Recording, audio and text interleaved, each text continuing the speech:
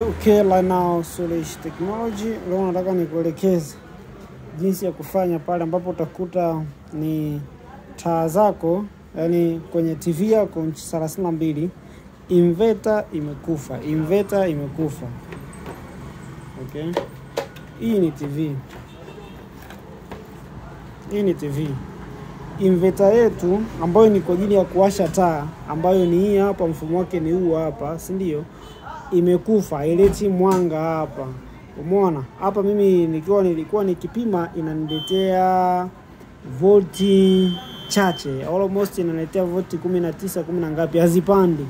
Umeona? Sasa alternative way yake inabidi unakupo na hii inverter ya mtindo huu, si ndio? Unakuwa una resistor ya ohmsimia ambayo ni black, brown, gold, si ndio?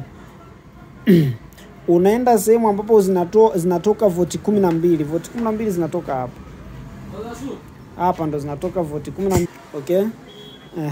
Unakuwa na hapa ndo volti 12 zinatokea. Volti 12 zinatoka ni hapa katikati. Umeona? Unapima sehemu ambapo zinatokea volti 12 au zinaingilia. Umeona? Okay? Zeni utakuja kwenye hii inverter, unakuta kuna maandishi hapa, kuna ground, adjust, na kuna volt. Umeona?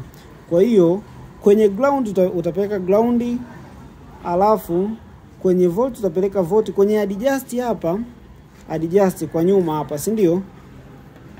Utachukua waya wako huu, utakuja kuunganisha kwenye sehemu ya kioo ya volt positive.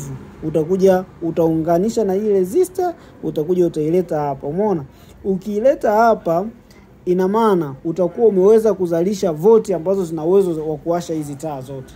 Kwa mfano nakuja napachika hapa, kule TV imewaka, si ndio? Nachukua remote na washa. Pap.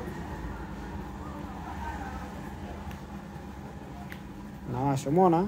Taa zimewaka. Easy. Usisahau kusubscribe, kulike na kucomment. Sulish Technology. The more you watch, the more you gain. Asante.